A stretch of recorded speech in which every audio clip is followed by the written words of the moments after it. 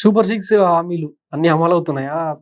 కొంతమంది అంటే మాట్లాడుతా ఉన్నారు. అది సర్కాజమా లేకపోతే ఇంకేంటో తెలియట్లేదు గానీ, తెల్లారుజామున 4 గంటలకే వచ్చి బస్సులు ఎక్కించుకొని పోతున్నాయి. మా ఆడవాళ్ళు వాళ్ళ పుట్టిళ్ళకెళ్ళిపోతా ఉన్నారు.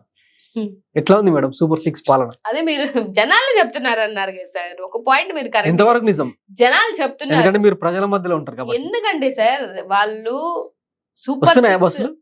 అదే వస్తున్నాయి, తిరుగుతున్నాయి అన్నట్టు తిరుగుతున్నాయి. వాళ్ళ దృష్టిలో ఎలా తిరుగుతున్నాయి, మా దృష్టిలో కూడా అలాగే తిరుగుతున్నాయి. ఒక్క విషయం అయితే నేను చెప్పగలుగుతాను సార్.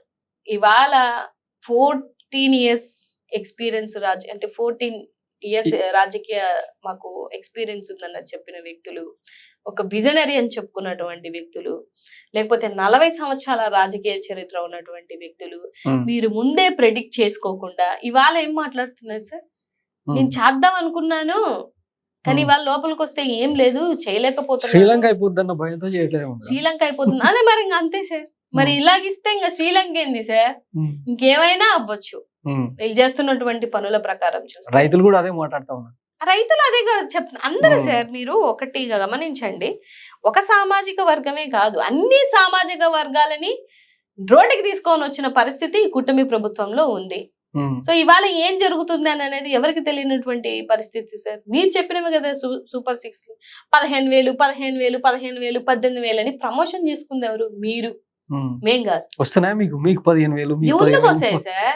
ఇవాళ చెప్పాలి ఏంటంటే మహిళకి 15,000 బడ్జెట్ లో పెట్టారు కదా మేడం, 1,500 ఇస్తానన్నారు. ఇవాళ 11 నెలలు అవుతుంది. 11 × 1,500 వేయండి. అంత అప్పు ఈ రాష్ట్రంలో ఉన్నటువంటి మహిళలకి వీళ్ళు అప్పు ఉన్నారు. బడ్జెట్ లో ఈ సూపర్ 6 పథకాల కోసం కొంత కేటాయించారు సార్. దేనికి కేటాయించారు సార్? బడ్జెట్ లో ఎప్పుడు పెట్టారు సార్? ఆ దీపం గ్యాస్ సిలిండర్ ది కూడా దీపం పథకం కింద పెట్టారు. 3 సిలిండర్లు అన్నారు. తర్వాత ఏంటి, సిలిండర్ వచ్చేసి 895 రూపాయలు ఎంతో ఉంది.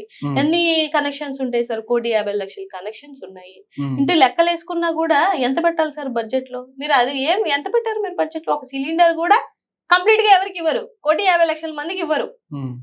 వాళ్ళ లెక్క వాళ్ళు పెట్టినటువంటి బడ్జెట్ లెక్కలు తీస్తే మీరు బడ్జెట్ లో పెట్టకుండా మేము చేస్తాం అని అంటే చదువుకున్న వాళ్ళు ఎట్ట అర్థం అవుతుంది సార్? మీరు బడ్జెట్ లో పెడితేనే చేసినట్టు లెక్క, అంతే.